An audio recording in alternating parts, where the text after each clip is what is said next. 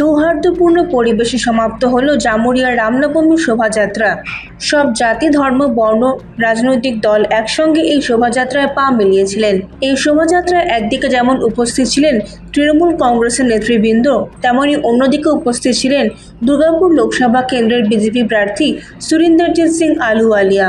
রামনবমীর এই শোভাযাত্রা জামুরিয়ার দোয়াটেশ্বর শিব মন্দির থেকে আরম্ভ হয়ে জামুরিয়া বাজার সংলগ্ন সিনেমা মোড় হয়ে পুনরায় দোয়াটেশ্বর শিব মন্দিরে গিয়ে শেষ হয়। বিভিন্ন জায়গায় এই শোভাযাত্রার অংশগ্রহণকারী রাম ভক্তদের জন্য ছিল পানীয় জলের ব্যবস্থা।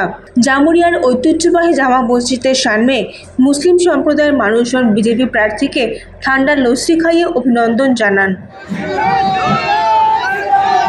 দেখেছেন রাস্তায় আমাদের মুসলিম ভাইরা ঠান্ডা লস্যি বানিয়ে রুয়াবজা দিয়ে খাওয়াচ্ছে, সেটা পানও করলাম আমরা।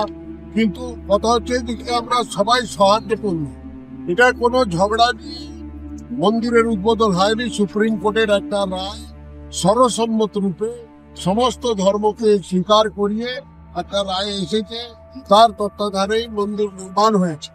সেই ভব্য মন্দির পাশে যে জমিটা সুপ্রিম কোর্টের আদেশের অনুসারে দেওয়া হয়েছে, সেখানে একটা ভব্য মসজিদও হবে, কিন্তু সেই মসজিদের নামটা আলাদা হবে, বাবরি মসজিদ হবে না, আলাদা করবে। তারাই নির্ণয় নিয়েছে যে আমরা এর নামটা অন্য কিছু দেব। কিন্তু আমার বক্তব্য হচ্ছে যে সমস্ত